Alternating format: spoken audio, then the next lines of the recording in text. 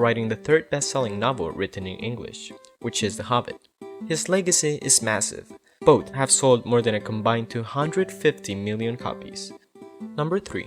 J.R.R. Tolkien was a devout Roman Catholic. Tolkien was a devout Catholic his entire life and very much a traditionalist. When many churches began performing masses in English instead of Latin, Tolkien rebelled against it and continued to speak the Latin responses, making sure he was loud enough for those around him to hear. He also believed that receiving communion was the greatest joy you can attain on earth. Number 4. He spoke at least 20 languages.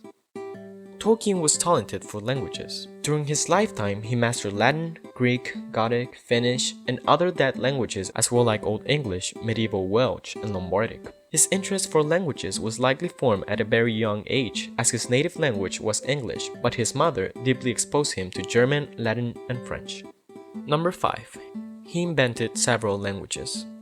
For Tolkien, the importance of language cannot be overstated, as it is widely known that he was far more interested in languages than he was in writing fantastic epics. He was once quoted as saying, "The invention of languages is the foundation. The stories were made rather to provide a world for the languages than the reverse." In fact, Tolkien actually created 5. He created 2 Elvish languages, High and Low Elvish, a language for dwarves, and a separate language for the Ents. Number 6. J.R.R. Tolkien fought in the First World War.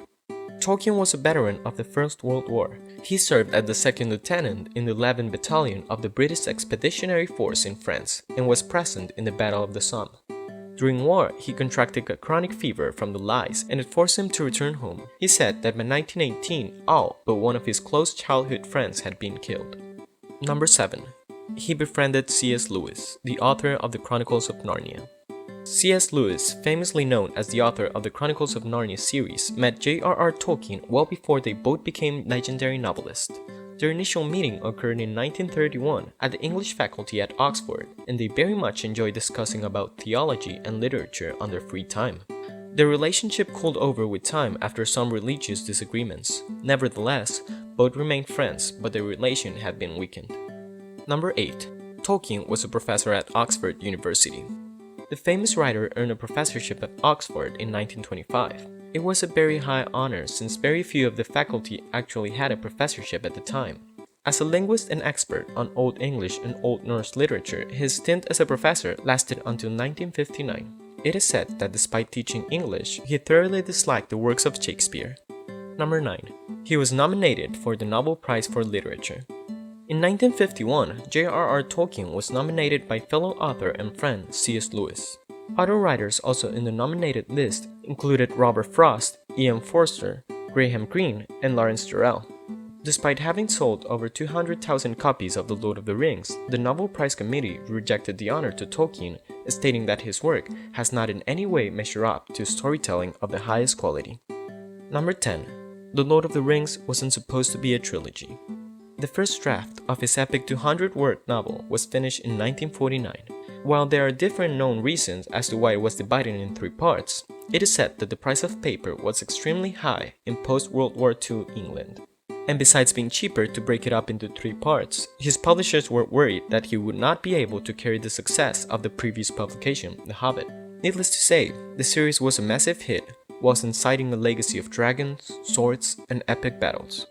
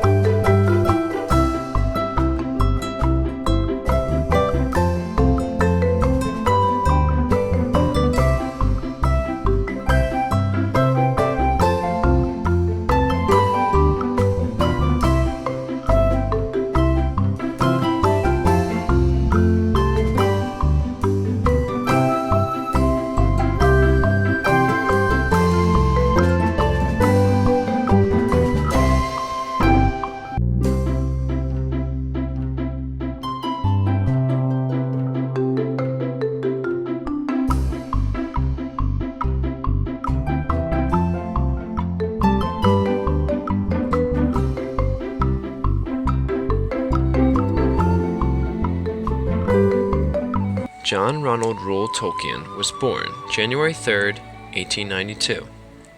He came from a long line of craftsmen and laborers and was the first one in his family to attend college and go on and enter academia. His mother schooled he and his siblings, and he was interested in language early on. He enjoyed fantasy, which undoubtedly led to his writing of it. Although he was English, he was actually born in South Africa. His parents were Arthur Reuel and Mabel Tolkien.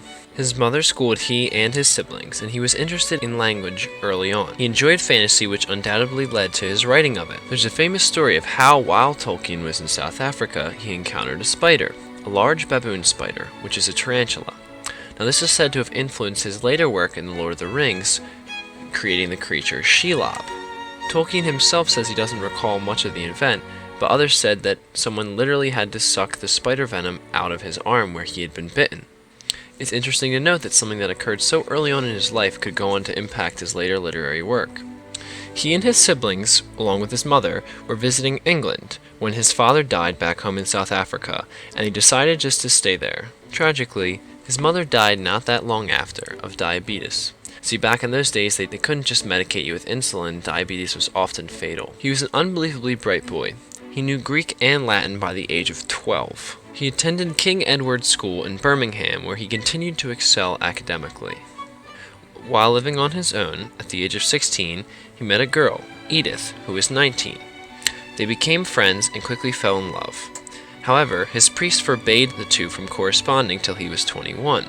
He had honored his mother by becoming an Orthodox Roman Catholic, just as she was. He would continue on in this devout faith for the rest of his life. He is said to have played a role in C.S. Lewis coming to the faith as well. He would wind up marrying the girl March 22nd, 1916, before he was sent to war. He was reluctant to join the war, but eventually did so. He fought on the Western Front for 4 months before developing trench fever in November of that year. He had to be sent home and still had remnants of the illness, but was able to serve at home and sought academic employment following the close of the war. He took up a post at the University of Leeds, where he began work on the New English Dictionary. This is where he officially constructed his Elvish language. It was while he had this post at Leeds that he had 2 more sons born to him, Michael Hilary Reuel and Christopher Reuel. In 1925, Tolkien took up a post at Oxford University. He did not have an immense amount of published work at this point in time, yet was still respected, contrasting with today where you need publications to be accepted. He had a closely associated group of writer friends known as the Inklings, including notable members such as Neville Coghill and C.S. Lewis,